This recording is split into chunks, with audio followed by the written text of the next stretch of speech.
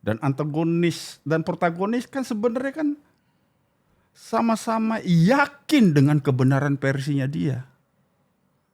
Termasuk antagonis pun begitu, Ri. Bahwa pilihan dia itu iya, keyakinan dia akan kebenaran menurut dia. Semua manusia gitu, Ri. Kan video bisa diedit Bang, kalau misalnya lu menganggap tangisan itu gak perlu. Ada lagi kurang ajar. Tag 2 ya Gus ya, kayaknya belum dapet nih. Nah, ini konteksnya Bang Pacul lu jelas gua. Suka gua. Ya cuman orang yang pernah miskin sih yang bisa ngomong kemiskinan, Ri. Pesannya ya. Gua kalau pada pesannya sih.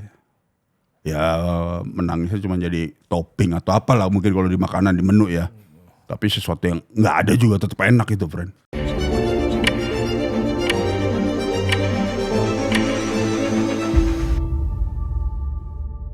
Nah, lu yang selalu lu bilang adalah semuanya ini panggung, ya kan?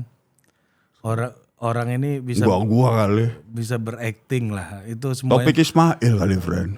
Dunia ini panggung sandiwara. Ya lu setuju sama itu kan berarti? Karena Ahmad Albar ngebawainya enak banget nih, suaranya pulen. Emang abang satu ini nih. Pulen ya. Emang rockstar itu emang paten ya. Memang karismanya ini sampai tua makin. Oh enggak, tapi kalau konteks itu emang itu tulisan topik, friend. Dan itu wis keren nih. Yang mana? Panggung Sandiwara. Iya, Oh, emang iya. Taufik kan itu. Ya tapi kan dibawain Ahmad Albar. Kebetulan. Betul.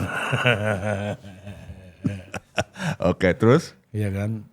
Yes, gue mau nanya apa? Tadi kan lu bilang Iya, tentang iya, konsep lu perpanggung gua ngeliatnya. panggung, aktor gitu kan. Mereka ini aktor-aktor yang bermain watak lah semuanya. Peran. Memain peran. Ya kan, mundur itu tadi sampai nangis-nangis tuh Gus Miftah mundur. Lu lihat kan videonya? Sekilas tapi enggak. Gua kan termasuk bukan yang digging sih kalau buat sosmed, Ri. Apa ya? Nah, seperlunya aja bukan. Nah, menurut lu dalam drama publik gitu ya, Asik, drama publik. ya itu air mata itu penting nggak sih? Waduh, ini air mata itu. Kan lihat konteksnya lagi, Ri. Tujuan air mata apa sih? Untuk membuat kita ibakah akhirnya kalayak? Atau menguatkan tentang kesakitan, kesedihan? Kan banyak. Ya kalau konteks di sinetron mungkin, wah dijolimin dia nih. Tapi kan apakah politik seperti sinetron ya kan yang udah kebaca antagonis protagonisnya. Kan gak kayak gitu juga, Ri. Harusnya. Tapi ini mah kebaca. Sekarang mah kebaca. Ya emang tujuannya biar kebaca kali.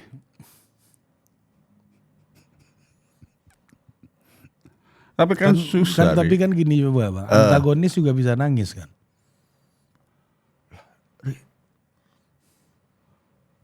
Gue itu sering dapat peran antagonis, walaupun nanti dapat hidayah jadi orang baik gitu kan, bahwa dinamis, cerita kan berkembang. Iya.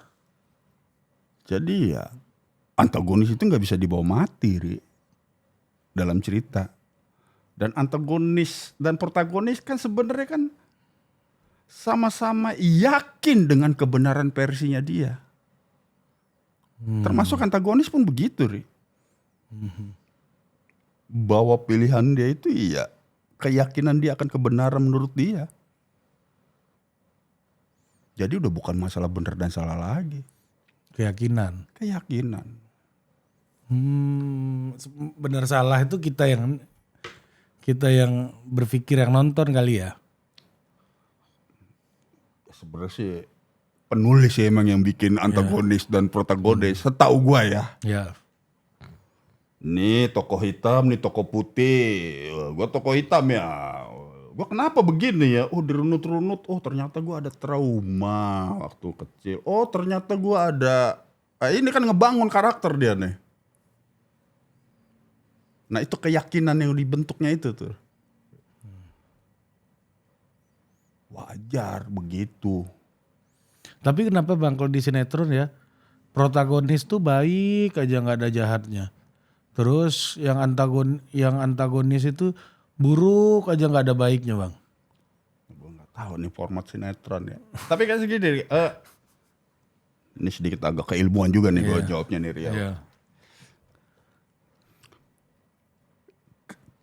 Kebutuhan penonton sinetron kita itu rata-rata, lu perhatiin orang penonton sinetron itu multitasking, Ri. Maksudnya multitasking, gue bisa nonton sinetron mungkin gue sambil nyetrika atau lagi nyuci sambil denger suaranya. Masak. Kalau emang level pembantu ya. Atau mungkin yang ini lagi sambil nyiapin makanan. Ya kan bisa ibu rumah tangga juga nyuci Bang. Gak harus level pembantu dong. Ini gue masuk pemeranan. Bisa ini. cowok ini juga. Ini pemeranan. Bisa bapak rumah tangga juga nyuci. Gue juga sering cuci piring. Gue suka nyuci itu piring. disuruh kayaknya sih. Bukan karena keinginan, beda nih ya kan. Bukan multitasking. Kan kalau di rumah kan ada pembagian kerja Bang. Iya. Kalau kemarin bini gue yang nyuci, hari ini gue yang nyuci, biasa aja Bang. Gak harus level pembantu atau ibu rumah tangga atau. Ini mau gue terusin atau kita ngomongin keluarga lu aja? Iya. Terus. Nggak, gue agak tersentuh gue karena fakta yang gue hadapi gak kayak omongan dia. Iya di skup kecil itu mungkin kali ya, tapi bahwa gua kan sering lihat kan sempat ada pola umum kan bilang gua penonton sinetron adalah penonton pembantu, ya kan. Tapi setuju gua udah lu setuju sama itu? Enggak lah. Enggak kan? Penonton sinetron nih orang Indonesia semua kok. Gua tanya siapa yang paling ngetop, pemain sinetron atau pemain yang lain? Pemain sinetron, friend. Kita pun juga misalnya orang yang menganggap dirinya berpendidikan, kalau TV lagi nyala ada sinetron ditontonin juga. Iya. Ya kan? Orang-orang yang menganggap dirinya berpendidikan nonton juga. FTV juga hafal dia lagu-lagu FTV kan. Jadi poinnya adalah bahwa multitasking tadi akhirnya membuat tempo, ritme atau pace ya dari sinetron itu jadi lambat, Karena beda kalau kita nonton serial luar gitu ya kan, cepet dia, intens kita harus nontonnya. Nah kalau sinetron bisa kita menonton sambil mengerjakan yang lainnya. Kita habis masak lihat sinetron yang jahat tetap itu orangnya kan. Ya bahwa kita, jadi bahwa poinnya adalah sebenarnya ya ini hitungannya lu nggak terlalu harus intens banget. Dan polanya kan selalu berkembang terus aja, makanya bisa sampai ratusan bahkan sampai ribuan episode. Jadi kita nggak tahu nih, ya mungkin gue bisa melihat ya format sinetron ya format kehidupan. Kita nggak tahu ujungnya kapan. Bahkan yang main pun juga nggak tahu endingnya kayak gimana. Nah, beda sama format yang lain, film atau web series ya kan. 8 episode ya kan. Udah tahu endingnya. Udah tahu endingnya. Sinetron tuh bener Bang, endingnya tuh kadang-kadang kepikiran di tempat aja. Wah ini udah mau habis nih sinetron kita 6 episode lagi nih. Ayo kita pikirin ending yuk gitu, kayak gitu. Atau udah dari awal udah ada ending? Setahu gua sih yang baik akan mengalahkan yang menang sih. Yang baik akan mengalahkan yang jahat. Cuman caranya bagaimana kita nggak tahu kan. Tapi poinnya di situ. Tapi ketika wah 2 hari lagi dipoto ini nih, ya udah siapin aja pernikahan ya kan biar happy ending. Oh. Pernikahan itu sering terjadi kalau udah ada rencana mau dipotong. Biasanya kan gitu. Kalau ngomong film Godfather kan gitu kan, pernikahan. Iya. Paling gampang ya. Ya banyak sih ya. Tapi paling umum pernikahan ya. Benar. Gue baru tahu nih. Kan biasa kan gitu kan, perjuangan dari laki cewek selalu dapat hambatan, goncangan, sampai ini udah dinikahin aja dah.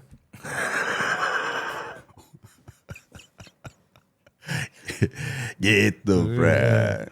Nah, Tapi kira-kira udah ngejawab pertanyaan lo ya tentang bagaimana tentang antagonis protagonis ya. Nah, menurut lu air mata tadi gimana? Air mata. Di dunia politik tuh air mata tuh sepenting apa sih? Ya kan tadi gue bilang konteksnya lagi. Nah, gue mau contohin nih, kalau Gus Miftah misalnya nangis terus ngumumin mundur. Iya, rata-rata kan pasti beban yang berat itu di kepala, friend itu. Beban yang berat di kepala. Iya, dan gue nggak tahu kenapa ya. Kenapa harus selalu di audiovisual kan ya? Kenapa nggak dalam bentuk surat aja gitu? Man ya, di era sekarang udah begitu kali ya kan? SOP. Akhirnya udah budaya tulis menulis jadi berkurang. Makanya tulisan anak sekarang kan jelek-jelek. Nggak, tapi kan memang Gus Miftah tuh pendakwah yang lisan, Bang. Kayaknya gue belum pernah lihat bukunya deh. Nah untuk urusan itu gue nggak tahu dah. Emang itu platform yang dikuasai kan? Ya. Untuk ngomong di publik kan? Karena udah Ya, tulis menulis jelek. Ya akhirnya kan konsep nangis itu mau nggak mau, ya ketika dia meledak, beban yang udah ditanggung dia meledak, ya udah masuk dan nih kerekam. Kalau di film-film kan biasanya kan nulis nih, ada air matanya jatuh, tulisannya jadi warnanya agak, dramatis deh ya kan. Tapi itu kan by design. Nah gue nggak tahu dan nih, apakah ketika video itu ada by design juga? Tapi itu perlu menurut lu untuk menunjukkan beban yang berat itu. Sebelum dia sebelum dia ngucapin pengunduran itu beban dia udah berat itu, friend. Iya tahu pasti berat. Kan gue juga kan pernah makanya gue bilang tadi gitu, pakai surat gitu ya kan. Tapi kenapa dia pakai video? Ya udah. Ini air matanya menurut maksud gue. Kan gue bilang tadi ketika lu nahan beban. Semua manusia gitu, Ri. Kan video bisa diedit, Bang. Kalau misalnya lu menganggap tangisan itu nggak perlu. Ada lagi kurang ajar. Tag 2 ya Gus ya, kayaknya belum dapet nih.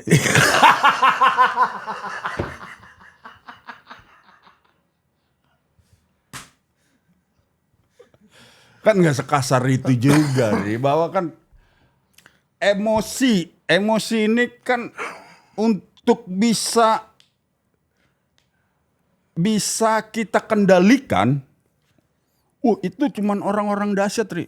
Kita bisa mengendalikan emosi. Betul. Karena biasanya ketika beban kita ini, emosi ini yang mengendalikan kita, Ri. Iya. Dan gue sangat menikmati gue pribadi ketika gue berperan, ada emosi yang bisa mengendalikan gue. Udah pecah itu, Ri. Itu ngalir aja tuh ya habis itu tuh ya. Ini gak usah ditungguin langsung. Emang udah bukan air mata lagi, air muka juga nguatin, Ri. Itu maksud gue. Makan gue gak tahu ya kalau lu udah di atas keaktoran atau apa kali kayak gitu, Ri. Tapi itu kelihatan bagaimana emosinya mengendalikan Gus Miftah itu di dalam video itu lo lihat. Gue terus terangkan gini, Ri. Kalau di film, Ri, ada size-nya medium, ada size-nya close up. Cahaya cukup kita bisa ngeliat jelas, Ri. Nah kalau cuma cahaya dari jauh, terisak-isak itu bisa disebut nangis, Ri. Tapi kan acting itu, Ri. Nah itu maksudnya, Ri. Jago lo, baru keren banget. Ya kan mekanik, Ri, itu, Ri. Mekanik ya latihan atau ya udah ngambil rekaman yang memori atau emosi yang pernah kita alamin, kita replika aja. Ya itu mekanik. dalam kasus Gus Miftah gimana? Mekanik. Iya, gue nggak tahu dari kan gue bilang tadi ada nggak shot yang tadi gue bilang, Ri? Kalau cuma satu shot dari jauh, ya akhirnya kita dengar cuma suara doang, ya sesugukan, ya kita nggak bisa. Melihat. Iya, Ri. Kecuali sampai kameranya tuh Zoom. tarik lagi ya kan. Lightingnya kurang nih, ayo hantem tuh. HMI-nya deketin lagi. Nah. Kalau ini gimana menurut lo? Strategis ini yang disampaikan saat itu. Jadi dengan apa yang terjadi, bukan pada seberapa sakitnya.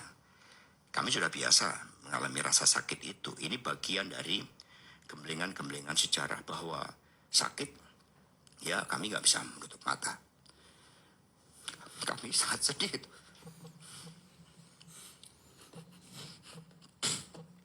Ibu Mega itu mengawal Pak Jokowi. Semua. Dan kami juga. Saya belum menghitung berapa yang di ranting-ranting itu. Ketika bertemu dengan saya. Kenapa bisa seperti ini? Saya hanya bisa memberikan penjelasan bahwa manusia bisa berubah oleh sisi-sisi gelap kekuasaan. Tetapi yang paling penting bagi PD Perjuangan bukan meratapi itu. Tapi yang penting adalah bagaimana seluruh cita-cita bangsa ini yang dibangun dengan tumpahan darah dan air mata, yang dibangun dengan peristiwa-peristiwa heroik melalui 10 November 45, bergelora semangat hubul watan minal iman. Tidak boleh yang namanya kekuasaan. Nah, Kemudian paten kan air mukanya kan. Gue malah denger habul watan minal iman. Gue pernah ke salah satu pesantren di daerah pelosok Jombang. Ya Jombang lah ya. Gede tulis aja tuh. Habul watan minal iman. Disebut atau minum. Iya. Apa tentang cinta tanah air adalah sebagian dari iman. Wow. Keren tuh. Ketika Pak Sekjen ngomong gitu, gue langsung flashback ke Sidikiyah, pesantren Sidikiyah itu. Gede banget itu. Ada kali tulisannya tuh 100 meter tuh. Tuh satu tulisan itu doang. Bahkan lebih.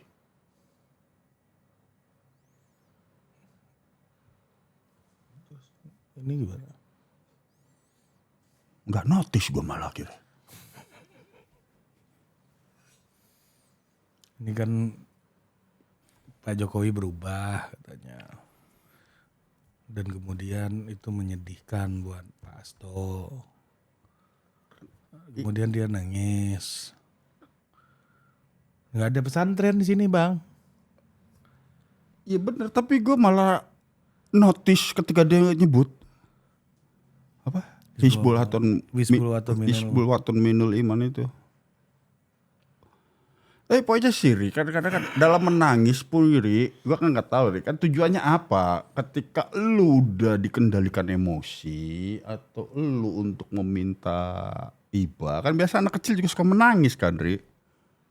Kalau anak kecil menangis kan yang gue tahu itu keterbatasan kemampuan berkomunikasi misalnya. Ya kan gue pengen itu cuman gak dikasih. Dia udah ibunya juga udah tahu dia pengen itu, tapi jangan kan itu. Nah, kan karena dia nggak bisa yakinin ibunya dengan cara lain selain nangis. Akhirnya kan berharap ada iba dari sekitarnya.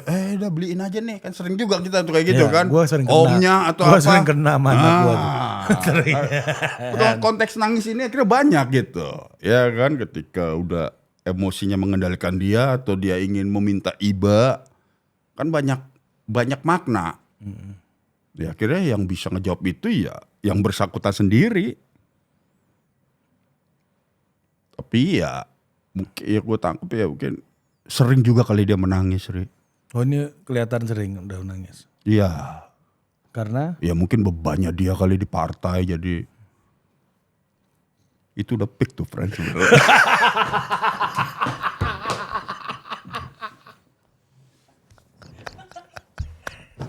Ya kan?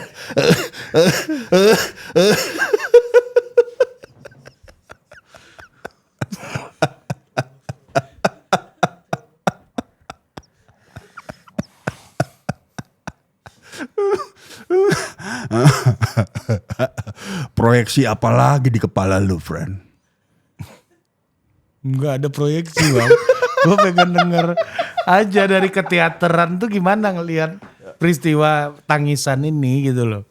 Ya kan, kan lu tadi sempat ngasih tahu tentang siapa Bambang Pacul, nangis. Nah, nanti gue liatin videonya, jangan di situ dulu.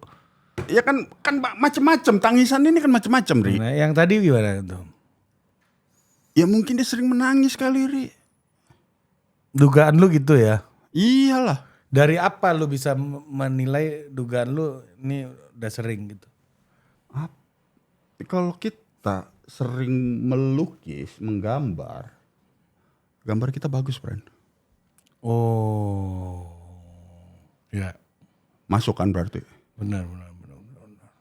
Ini bagus ya nangisnya. Bagus banget sih. Ya kita akuin. Ya cuman bicara emang dia sering juga kali, friend. Jadi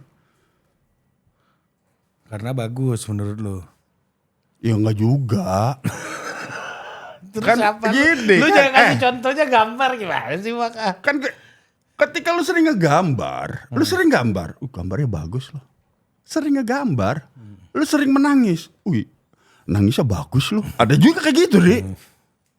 Jago emang nih, ya kan? Ketika itu sebagai latihan ya. Ketika sebagai latihan ya, konteksnya.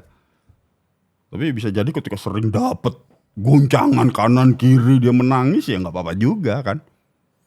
Oh ini konteksnya guncangan tadi sama beban ya. Bisa jadi. Ya. Untuk memperlihatkan bahwa bebannya sebegitu berat Iya. sehingga dia menangis. Akhirnya emosinya yang mengendalikan dia. Dan sudah sering kata lu tadi. Enggak juga. Kan tadi kan lu kan nanya kan tentang Gambar. iya kalau Gambar gua, maksudnya. iya.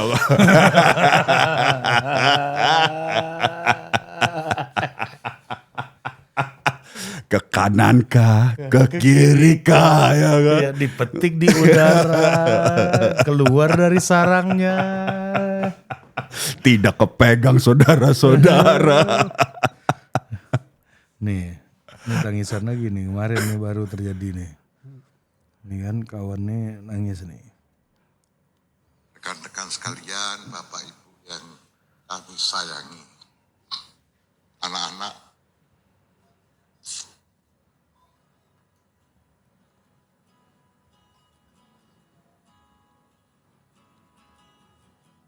saya minta maaf ya. Ketika dulu saya miskin, saya punya mimpi, gak ada yang bantu.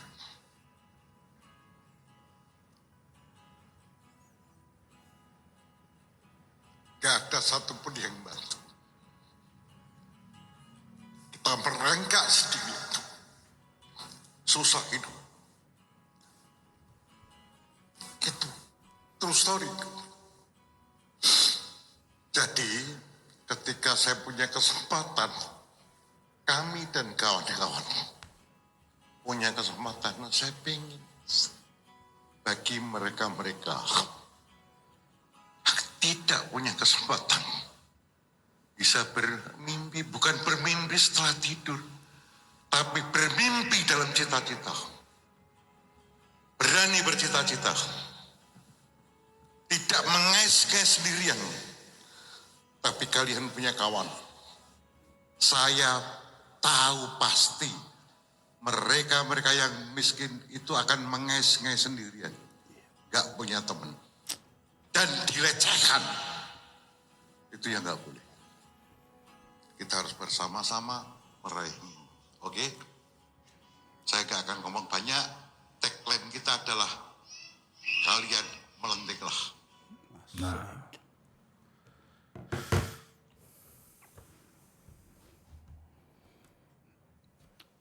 Apa nih? Ada yang pengen gue sedikit kritik.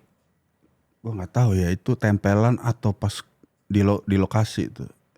yang gonjreng-gonjreng gitar itu siapa itu? Ini dari Tempelan ya? Tempelan. Oh pantesan tempelan. Kalau ada kenapa nggak lu tempeleng tuh ya kan? Editornya nih gue Iya. orang kecil bang. Ada nggak? Ya, jangan gitu lah sama orang kecil, friend. Nanti salah lagi kita kan. Kita kan salah lagi. Glodok sekarang glodok, friend. Kan? Glodok kan. Bukan, kan gini nih. Kadang ini udah bagus. Kadang kalau kita nonton film sering kan kayak gitu kan. Musiknya dibikin mendayu-dayu. Kayak kita sekarang di bridging dan dipaksa untuk menangis kan tai itu. Iya. Nah, ini konteksnya Bang Pacul lu jelas gua. Suka gua. Ya cuman orang yang pernah miskin sih yang bisa ngomong kemiskinan, Re.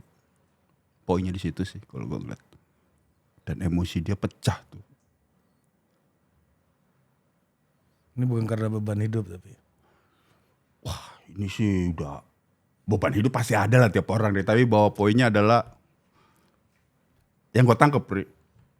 Kenapa bukan pas gue miskin gue dapat peluang seperti lu ya. Lu orang yang beruntung nih sekarang. Waktu gue miskin gue mengais-ngais dan dilecehkan. Gue nilainya segitu, Ri. Ya.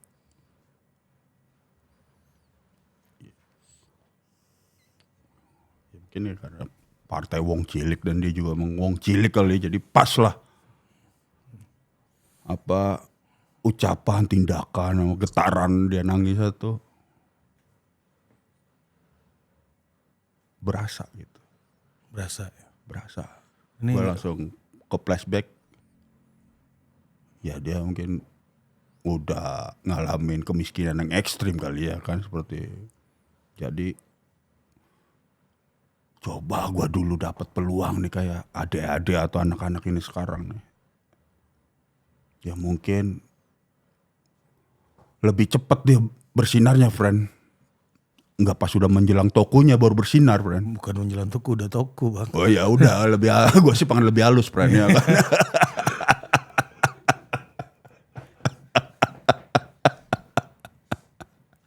Itu yang gak tangkap, friend. Bukan di konteks menangis aja sih. Pesannya ya. Gue kepada pesannya sih. Ya menangisnya cuma jadi topping atau apalah mungkin kalau di makanan di menu ya. Tapi sesuatu yang nggak ada juga tetap enak itu, friend. Iya ya benar. Ini yang gua tangkap nih. Nggak ada nangisnya pun, omongan itu tetap nyentuh ya. Benar. Nangisnya jadi perlu nggak perlu sebenarnya di situ ya. Iya itu dia sih, kalau gue emang lebih suka begitu sih, Ri. Tolong jelasin kenapa gue harus menangis di adegan ini. Oh lu sampai nanya gitu bang? Oh biasanya? iya. Tuh Pak Pacul, nggak perlu anda nangis sebenarnya, omongannya udah bagus kata Bang Malau nih. Oh bukan konteksnya lagi. konteks ya kan. Gue bisa memahami. Dia ini tentang dirinya. Iya, Ketika iya, gue betul. ngomong tentang dirinya itu udah. Ya ketuhanan tuh di dirinya dia akhirnya, Ri. Kenapa ketuhanan? Yang tahu tentang dirinya itu orang itu sendiri, Ri. Mau bapak lu, mau abang lu, mau ini nggak tahu. Diri lu doang yang tahu, Ri. Ya dia itu lebih jujur. Ini nggak kelihatan sering nangis nih. Ya kalau dia sering nangis nggak mungkin lama di jalanan doi, friend. Iya sih. Susah di jalanan nangis ya. Hah? Di jalanan nangis tuh susah. Ya suruh ngetik bagian ngetik aja gitu.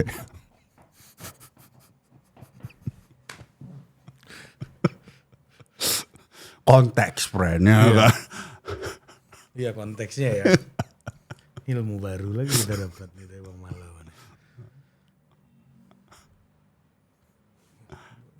Menyentuh ya. Ya itu dia sih. Iya. Kenapa harus nangis ya kan? Itu pertanyaan juga. Sepenting apa nangis?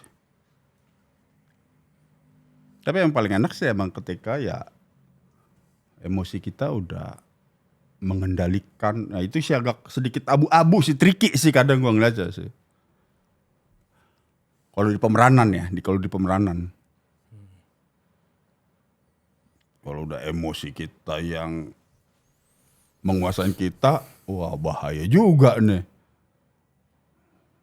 Ini kan kita dibatasi oleh ruang. Kalau di lensa itu dibatasi ukuran kotak itu ya. Kita ya sebatas yang dibatasin aja. Dan itu berarti ada kontrol kan. Nah itu luar lagi nih, pemahamannya beda lagi. Tapi nikmat banget friend ketika emosi itu udah. Jadi bukan kita doang yang merinding nih. Kru pun bisa merinding. Nah udah. Ya kan. Ini jangan sampai dikasih gonjreng-gonjreng gitar lagi nih. Awas nih ya. Nah, udah ada. Bukan di editornya deh Bang. Editornya. Itulah gue kenapa gue merhatiin gonjreng-gonjrengnya ya kan. Padahal gak usah kan aturannya kan. Iya benar. Gue juga kecewa tuh sama editor.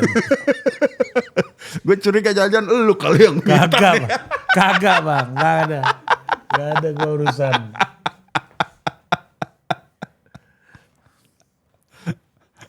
Gitulah ya. Ya emang ada tuh satu film tuh ya gue nggak tahu deh, Babilonia. Gue nonton. Ketika adegan artisnya nyanyi, lu nangis tapi 3 tel baru turun bisa. Oke. 1, 2, 3, des.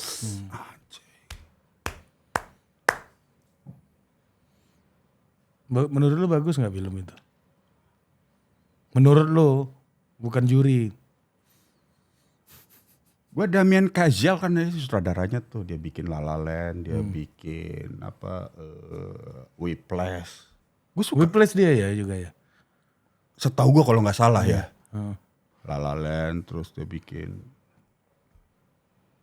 ini sesuatu orang ini. Tapi di Whiplash dan di Babylon ini lebih dark ya. Kalau di Ya, La La Land kan lebih ini ya. Sama-sama dark juga lah. Dark juga ya. Sama-sama dark ya emang. Ya dia mungkin kan gue liat benang merahnya kan musik dia nih. Dari 3 ini nih tentang musisi, film tentang musik, sama kan ada pesta. tentang musisi jazz juga deh ya kan. Mungkin di benak gue nih. Ini film kayaknya harusnya 6 jam. Kalau 6 jam mungkin ini komplit paketnya nih friend. Bikin serius aja harusnya ya. Series beda lagi sih friend ya. Beda lagi Jadi kalau bisa kayak di YouTube part 1, part 2, part 3. Ini mau 2 part nih.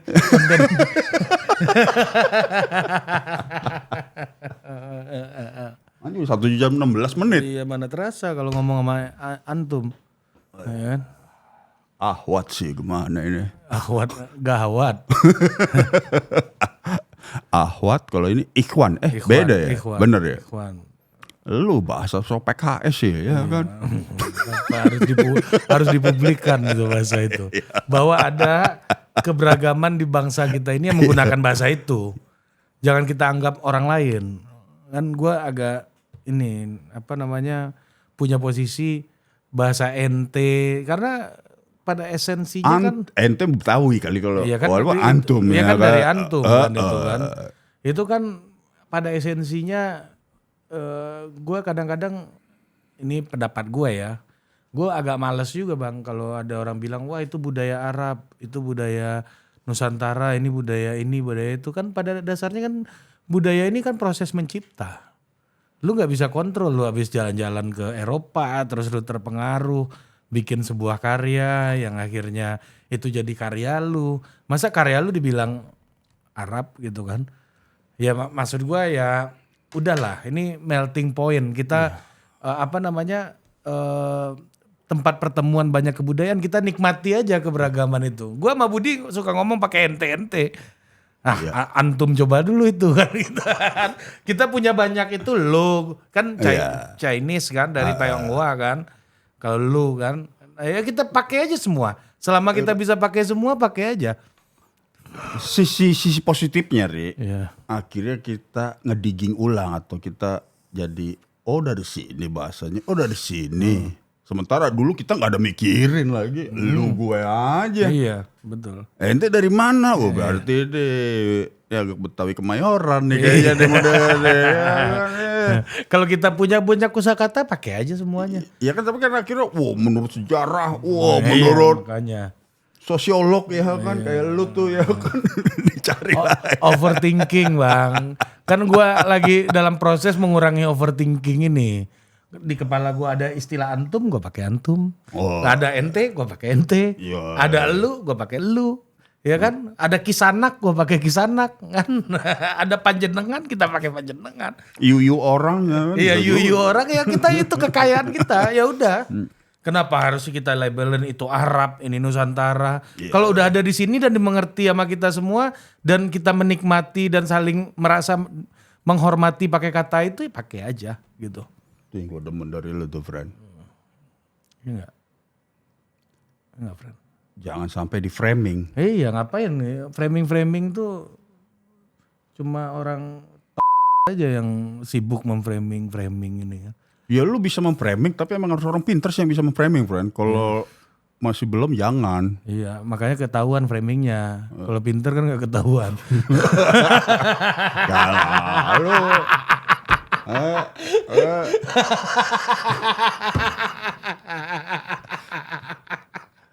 Gue bingung tuh kayak. Sementara lu sendiri kan bukan orang yang nggak mau ketahuan, Ri. Tapi kan poinnya kan sebenarnya sama aja, Ri. Sama aja maksudnya apa ya? Ada yang bisa dikasih tahu, ada yang kagak. Ya ruang dan waktu. Iya, gue dari tadi ngomong ruang dan waktu karena kayak, ya mungkin karena gue habis nonton film Elvis kali ya. Elvis tentang comebacknya 1968 itu. Sama barusan tentang Donna Summer. Gue langsung berpikiran. Ternyata kita tuh adalah interpretasi dari orang yang mengenal kita. Sementara dua tokoh ini menolak itu. Bahwa Ya, ternyata kan orang kan ngeliat kan Elvis, the king of rock and roll. Donna Summer, the queen of disco. Mereka berdua keluar dari apa ya? Bukan dari apa namanya? Kalau ini bukan stigma, stempel atau apa? Penandaan Persepsi. yang diberikan kepada mereka dan berhasil. Itu yang gue suka, Ri. ya kan pada akhirnya identity itu kan bukan hanya soal persepsi dari orang ke kita, tetapi juga bagaimana kita membuat positioning kita sendiri sehingga kita keluar dari persepsi itu kan gitu. Iya. Itu kan Ya selalu kalau menguntungkan ya biarin aja Iya, kan. ya ngapain keluar. Tapi kalau udah merugikan, waduh, kita harus keluar nih. Biasanya sih karena merugikan sih. merugikan, dia membuat positioning baru kan. Iya, karena kan biasanya orang seni, iya. Durasi gua nih kayaknya udah kegeser nih. Gua harus lompat nih. Era baru sekarang begini nih. Nah, ketika penamaan King of Rock and Roll itu dilawan sama dia. Queen of Disco dilawan sama Donna Summer. Itu pelajarannya. Tentang apa ruang dan waktu dan bagaimana tentang persepsi orang terhadap kita. Tapi kan iya benar, nggak selalu harus dilawan. Ya kalau menguntungkan ya. Enak juga gua sama seniman ngomongin untung rugi ini enak banget nih. Oke Bang Ricky Malau, terima kasih banyak sampai jumpa lagi.